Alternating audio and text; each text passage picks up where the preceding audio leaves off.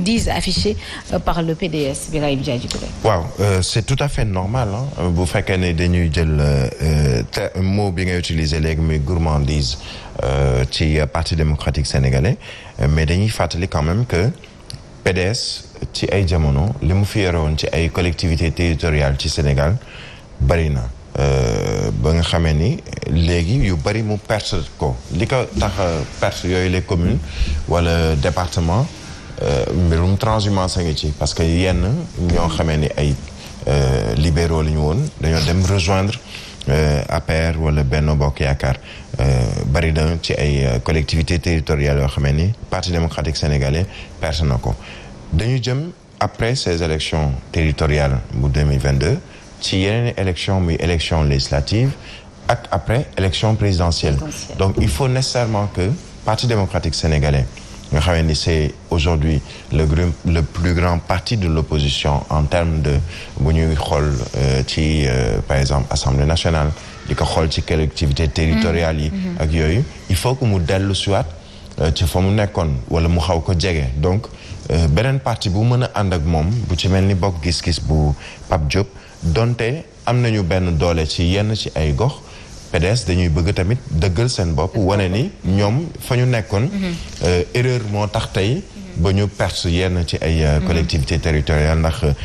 mbirum politique moo demee noonu te comme élection yi ñu jëm nii élection yi day xaw a mel ni primaire ci ñoom ak ci ñëpp sax de manière générale mais yooyu les primaires ñoom dañoo jàpp ni waruñu ko perte il faut que ñu dellu soit même bu ñu mënu récupérer les ñi ngi bëgg am 42 départements sur les 46 justement au détriment de leurs alliés. c'est on dira que li dal PDS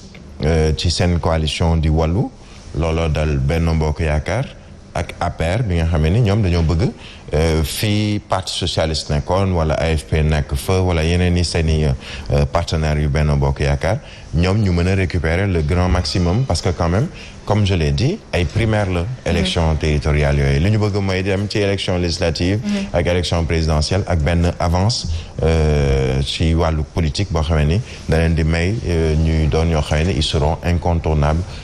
ci landerneau politique bu Sénégal. Tout simplement alors Mamadou Fofana ñu wax leneen génn peut-être ci politique tout simplement loo xamante ni c'est d'ordre actuel on va dire actuellement si Soleil tey jii l'Astre de Hann moom dafa dellu si cadre de vie nu ñuy dundee fii ci biir Dakar dañoo xamal ni que ni plus de 1400 habitants bâtiments plutôt menacent ruine actuellement et pendant ce temps ci Rewmi Quotidien ñi ngi wax waxu marché locatif à Dakar la jungle des loyers donc dañu xamal ni que ni les prix passent de tout simplement du simple au double 43 des ménages fii ci biir Dakaru donc ci location la ñuy dund actuellement ba pare courtier yi ñoom nee nañ dañ see raxas seen loxo ba mu set wecc. oui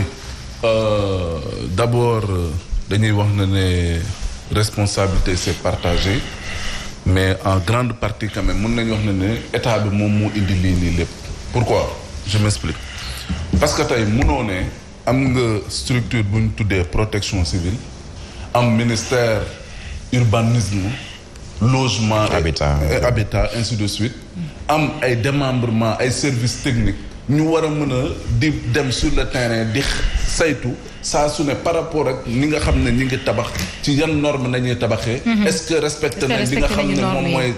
loolu nañuy teg ñu charte pour construction norme de construction yi bu fekkee ne tey dem nañ ba lii nii ñoom ñu génne ko par rapport ak xayma bi nga xam ne def nañ ko aveu d'échec la déjà venant de ñoom mu di ne tey li nga xam ne waroon nañ ko def mu di seen liggéey saytu bâtiment yi rapport yi nga xam ne protection civile def protection civile oui plutôt def nañ ko buñ ko jaarale woon yoon te mettre en œuvre ces rapports là je crois que du ñu arriver à ce nombre bi nga xam ne quand même c'est exorbitant par rapport ak li nga xam ne et loolu day wane tey njàqare ak problème bi nga xam ne tey askan wi nekk nañ ci parce que des bâtiments qui menacent ruine cela veut dire que c'est des vies en danger te loolu noonu bu fekkee ne juguñu ci loolu mooy indi saa su ne ñi ngi gis affaissement d'une dalle ñi ngi gis ne am na benn pan de mur bu daanu la muy indi mooy ay nit ñi nga xam ne ñi ngi ñàkk seen bakkan comme la dernière fois fële ca Hann Bel-Air très bien beneen bi mooy bu fekkee ne tey da ngeen ne waaw nit ñi nañ leen jox pour ñu mën a dëkk lu ci bëri réguler woo ko ciment bi cimenterie yi mun nañ wax ne ñaata ñoo ko fi yor ñaata entreprise tey société ñoo fi nekk yor cimenterie bi bu leen neexee yéegal bu leen neexee wàccal saaku ciment tonne bi mi ngi jar 60 000 francs mais nit kooku noonu bu fekkee ne loolu da nga koy def bàyyi nit ñi di dem ak seen xel ak seen xalaat yor marché bi na mu leen neexee mais nit ki tamit buy tabax day dem xool yi la gën a yomb li nga xam ne mooy doon moindre coût pour mu def ko ci bu fekkee ne suivi boobu noonu amul bu fekkee ne régulation boobu amul la muy indi mooy nit ki di tabaxee na ko neexee beneen bi mu di ne. de tabaxee nu ko neexee tout en sachant qu'il y a quand même des risques. oui il y a des risques mais ñoom seen yoon. néew non c'est une responsabilité seen yoon. oui irresponsabilité ci nit ki la. parce que la muy jàpp mooy man naa dépenser moins mais naa gagné lu bëri parce que loolu sénégalais ñoo africain ci boppam moo am problème ak xaalis yóbbu ko foo xamante ne nii seen yoon nekk ci nu ñu amee baax na au détriment bien sûr que ça soit que dund nit ki nekk en péril ak yooyu seen yoon neew ci. beneen bi mooy lu ci ëpp. au lieu que ñu def recours à un architecte bu ñu jàpp ne wuy dafa cher war nañ mun a xool ak yooyu pour au moins les normes de sécurité ñu mën ko respecter duñ ko def la ñuy uti d'accord maçon bi ci à côté war na mun a contribuer ci liggéey parce que loolu mooy liggéeyam mais bu amee un expert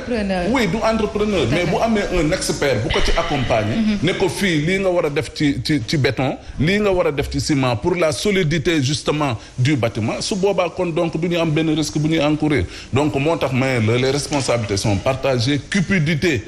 nit ñi état bi nga xam ne defut li ko war par rapport ak justement ci suivi rapport yi nga xam ne ñu ngi koy def des bâtiments qui menacent ruine ñu war fa mën a jëlee nit ñi donc la muy indi mooy bonjour les dégâts et malheureusement bonjour les dégâts nekk na lu doy waar juste benn kii bu gàtt rek avant Ahmed nga baal ma xam nga ñu ngi wax bâtiment qui menace ruine ak yeneen am na beneen danger boo xam ni tey ñu ngi koy seetaan te fi muy mujjee baaxul ñaan ñu ko suñu borom mais y a une exiguïté dans les bâtiments yoo xamee ni da ngay gis ku tabax benn kër goo xamee ni surface corrigée bi ñuy wax da ngay gis koo xamee ni day